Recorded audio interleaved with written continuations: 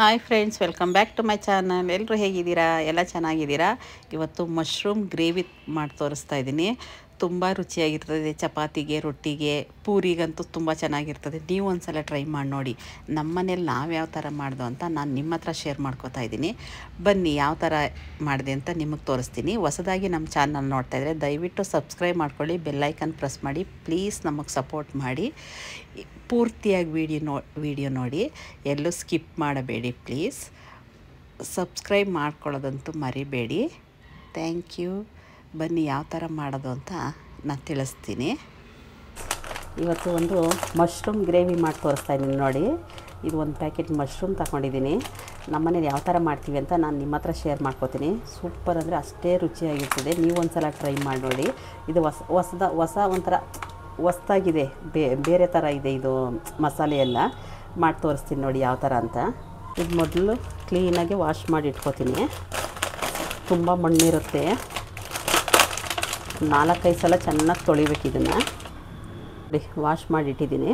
ಇದನ್ನು ಮಧ್ಯೆ ಒಂದು ಮಶ್ರೂಮ ಎರಡು ಭಾಗ ಮಾಡ್ಕೋಬೇಕು. ಇದನ್ನು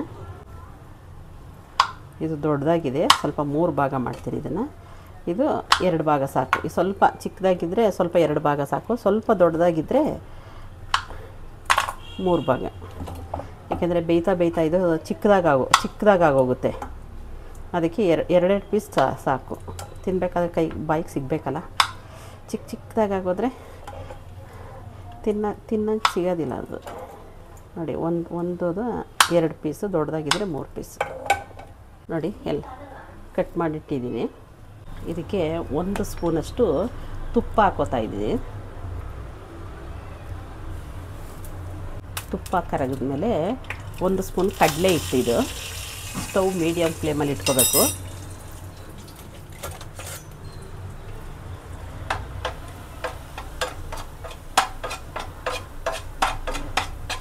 ಸ್ವಲ್ಪ ಫ್ರೈ ಮಾಡ್ಕೋಬೇಕು, ಏಕೆಂದರೆ ಹಸಿ ವಾಸನೆ ಹೋಗ್ಬೇಕಲ್ಲ. ಮೀಡಿಯಮ್ ಫ್ಲೇಮಲ್ಲಿ ಇಟ್ಕೊಂಡು ಸ್ವಲ್ಪ ಫ್ರೈ ಮಾಡ್ಕೋಬೇಕು. ಇದನ್ನು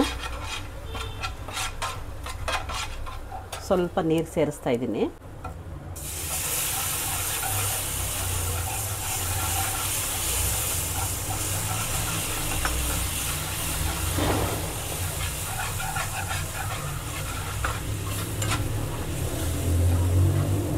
ಇಲ್ಲ, ಕಡಲೆ ಹಿಟ್ಟು ಹಸಿ ವಾಸನೆ ಇರುತ್ತದೆ ನೋಡಿ. ಸ್ವಲ್ಪ ನೀರು ಸೇರಿಸಿದ್ದೀನಿ. ಸ್ವಲ್ಪ ಫ್ರೈ ಆಗಲಿ, ಕುದೀಲಿ. ಅದು ಫ್ರೈ ಆಯ್ತಾ ಗಟ್ಟಿ ಆಗ್ತಾ ಇರ್ತದಲ್ಲ, ಅದಕ್ಕೆ ಸ್ವಲ್ಪ ನೀರು ಸೇರಿಸ್ಬೇಕು ನೋಡಿ. ಇದಾಗಿದೆ. ಇದಕ್ಕೆ 1 ಸ್ಪೂನಷ್ಟು ಚಿಲ್ಲಿ ಪೌಡರ್ ಸೇರಿಸ್ತಾ ಇದ್ದೀನಿ. ಬರೀ ಚಿಲ್ಲಿ ಪೌಡರ್ ಇದು.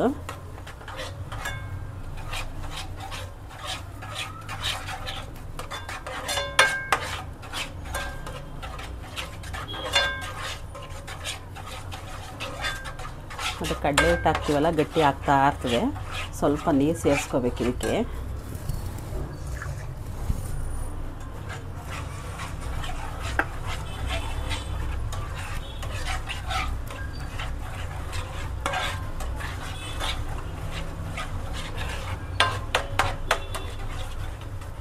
ಇದು ರೆಡಿ ಆಯಿತು. ಸ್ಟವ್ ಆಫ್ ಮಾಡ್ತಾಯಿದ್ದೀನಿ.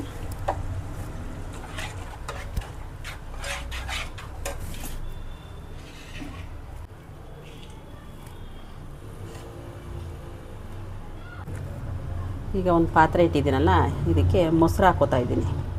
1 ಕಪ್, ಕಾಲು ಲೀಟ್ರದ್ದು ಮೊಸರು ಇತ್ತಲ್ಲ, ಅದನ್ನು ಸೇರಿಸ್ತಾ ಇದ್ದೀನಿ. ಸ್ವಲ್ಪ ಗರಂ ಮಸಾಲ ಸೇರಿಸ್ತಾ ಇದ್ದೀನಿ, ಒಂದು ಅರ್ಧ ಸ್ಪೂನಷ್ಟು. ಇದು ಮಶ್ರೂಮ್ ನೆನೆಸೋದಕ್ಕೆ ಮಾಡ್ತಾ ಇರೋದು. ಸ್ವಲ್ಪ ಜೀರಾ ಪೌಡ್ರು, ಅದೊಂದು ಅರ್ಧ ಸ್ಪೂನಷ್ಟು.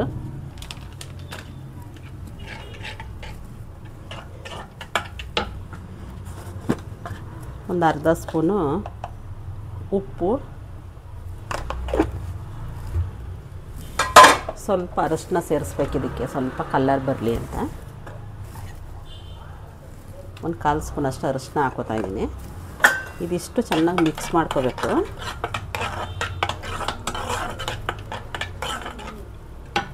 ಈಗ ಮಶ್ರೂಮ್ ಸೇರಿಸ್ತಾ ಇದ್ದೀನಿ ಇದ್ರೊಳಗಡೆ.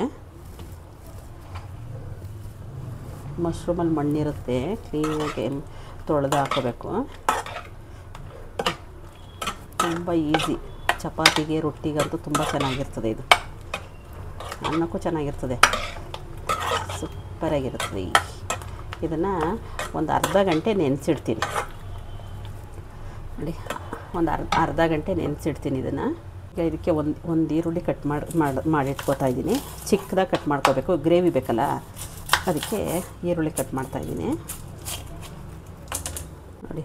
ಪುಡಿಯಾಗಿ ಚಿಕ್ಕದಾಗಿ ಕಟ್ ಮಾಡಿ ಇಟ್ಕೊಂಡಿದ್ದೀನಿ ನೋಡಿರಿ. ಈ ಥರ ಪುಡಿ ಆದರೆ ಗ್ರೇವಿ ಚೆನ್ನಾಗಿ ಬರುತ್ತೆ. ಇದಕ್ಕೆ ಒಂದಿಷ್ಟು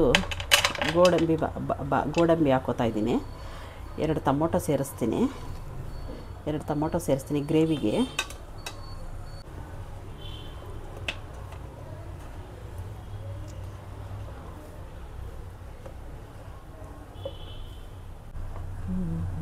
ಟೊಮೊಟೊ ಗೋಡಂಬಿ ಅಷ್ಟೇ. ತವ ಬಿಸಿಯಾಗಿದೆ.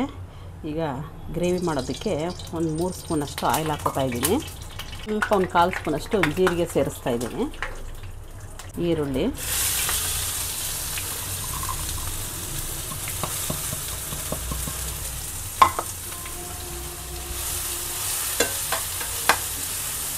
ಸ್ವಲ್ಪ ಫ್ರೈ ಆಗಬೇಕಿದು.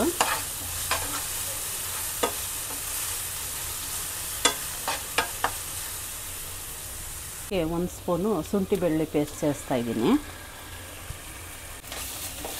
ಅದನ್ನು ಆಯಿಲಲ್ಲಿ ಚೆನ್ನಾಗಿ ಫ್ರೈ ಮಾಡ್ಕೋಬೇಕು. ಇಲ್ಲ ಹಸಿ ವಾಸನೆ ಬರುತ್ತೆ ಶುಂಠಿ ಬೆಳ್ಳುಳ್ಳಿದು.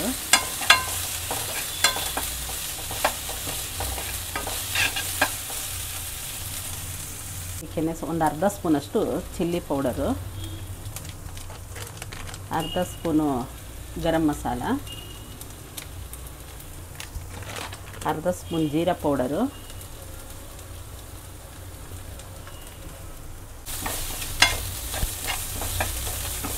ಒಂದು 2 ನಿಮಿಷ ಈ ಥರ ಫ್ರೈ ಮಾಡಿಬಿಟ್ಟು ಇವಾಗ ಟೊಮೊಟೊ ಗ್ರೈಂಡ್ ಮಾಡಿ ಇಟ್ಕೊಂಡಿದ್ವಲ್ಲ, ಗೋಡಂಬಿ ಟೊಮೊಟೊ, ಅದನ್ನು ಸೇರಿಸ್ತಾ ಇದ್ದೀನಿ.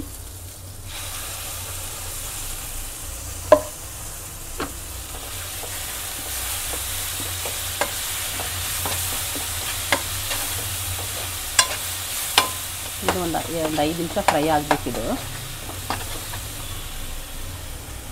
ಸ್ವಲ್ಪ ನೀರು ಸೇರಿಸಿದ್ದೀನಿ ಆ ಮಿಕ್ಸಿ ತೊಳೆದ್ಬಿಟ್ಟು.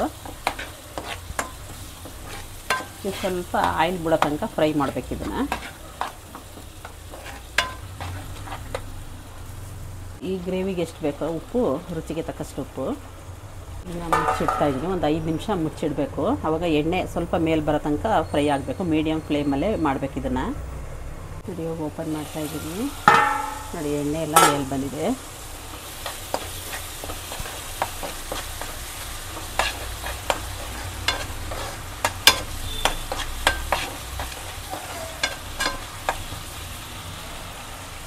ಇವಾಗ ನಾವು ನೆನೆಸಿಟ್ಟಿದ್ವಲ್ಲ, ಇದನ್ನು ಸೇರಿಸ್ತಾ ಇದ್ದೀನಿ. ಇದನ್ನು ಸ್ವಲ್ಪ ಚೆನ್ನಾಗಿ ನೀರೆಲ್ಲ ವಾಶ್ ಮಾಡಿ ಅದರೊಳಗಡೆ ಹಾಕ್ತೀನಿ. ನೀರು ಹಾಕಕ್ಕೆ ಹೋಗಬಾರ್ದು, ಸ್ವಲ್ಪ ಗ್ರೇವಿ ಥರ ಬರಬೇಕಿದು ಅಷ್ಟೇ. ಒಂದು ಸಲ ಮಿಕ್ಸ್ ಮಾಡಿ ಇದನ್ನು ಒಂದು 10 ನಿಮಿಷ ಹಾಗೆ ಸ್ಟವ್ ಮೇಲೆ ಬಿಡಬೇಕು. ಇದನ್ನು ಲಾಸ್ಟಲ್ಲಿ ಸ್ವಲ್ಪ ಕಸ್ತೂರಿ ಮೇಥಿ ಹಾಕೋದಷ್ಟೇ. ತುಂಬ ಚೆನ್ನಾಗಿರ್ತದೆ ಗ್ರೇವಿ. ಈಗ ಇದನ್ನು ಮುಚ್ಚಿಡ್ತಾ ಇದ್ದೀನಿ. ಸ್ವಲ್ಪ ಕಸ್ತೂರಿ ಮೇಥಿ ತೊಗೊಂಡಿದ್ದೀನಿ. ಈ ಥರ ಕೈಯಲ್ಲಿ ಸ್ವಲ್ಪ ಪುಡಿ ಮಾಡ್ಕೋಬೇಕು ಇದನ್ನು.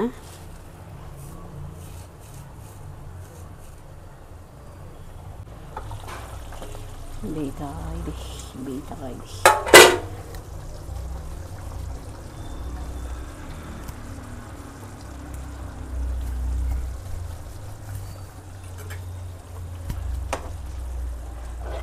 ಸ್ವಲ್ಪ ಗಟ್ಟಿ ಆಗಬೇಕು, ಅಲ್ಲಿ ತನಕ ಕುದಿಸ್ಬೇಕು ಇದನ್ನು ಅಷ್ಟೇ.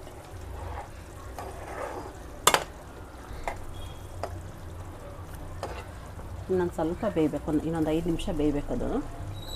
ನೋಡಿ, ರೆಡಿ ಆಯಿತು. ಎಣ್ಣೆ ಎಲ್ಲ ಮೇಲ್ಗಡೆ ಬಿಟ್ಟಿದೆ ನೋಡಿ. ಇದಕ್ಕೆ ಲಾಸ್ಟಲ್ಲಿ ಸ್ವಲ್ಪ ಕೊತ್ತಂಬರಿ ಸೊಪ್ಪು ಹಾಕಿದ್ರೆ ರೆಡಿ ಆಯಿತು ಅಷ್ಟೇ ಗ್ರೇವಿ.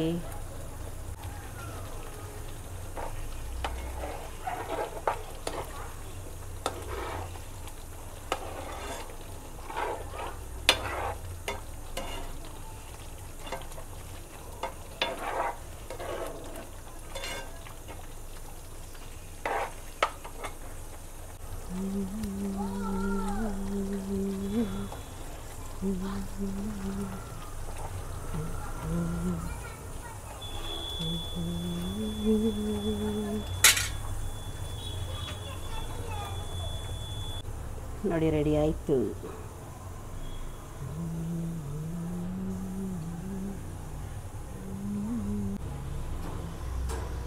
ಹೊಸದಾಗಿ ನಮ್ಮ ಚಾನಲ್ ನೋಡ್ತಾ ಇದ್ದರೆ ದಯವಿಟ್ಟು ಸಬ್ಸ್ಕ್ರೈಬ್ ಮಾಡ್ಕೊಳ್ಳಿ, ಬೆಲ್ಲೈಕನ್ ಪ್ರೆಸ್ ಮಾಡಿ, ಪ್ಲೀಸ್ ನಮಗೆ ಸಪೋರ್ಟ್ ಮಾಡಿ. ಈ ಗ್ರೇವಿನ ನಿಮ್ಮ ಮನೇಲಿ ನೀವು ಒಂದು ಸಲ ಟ್ರೈ ಮಾಡಿ ನೋಡಿ, ಯಾವ ಥರ ಬಂತು ಅಂತ ಕಮೆಂಟ್ ಬಾಕ್ಸಲ್ಲಿ ಕಮೆಂಟ್ ಮಾಡೋದನ್ನು ದಯವಿಟ್ಟು ಮರಿಬೇಡಿ. ಪೂರ್ತಿಯಾಗಿ ವಿಡಿಯೋ ನೋಡಿ. ಇಲ್ಲಿ ತನಕ ನನ್ನ ವಿಡಿಯೋ ನೋಡಿದ್ದಕ್ಕಾಗಿ ಧನ್ಯವಾದಗಳು. ಥ್ಯಾಂಕ್ ಯು ಸೋ ಮಚ್ ಎಲ್ಲರಿಗೂ.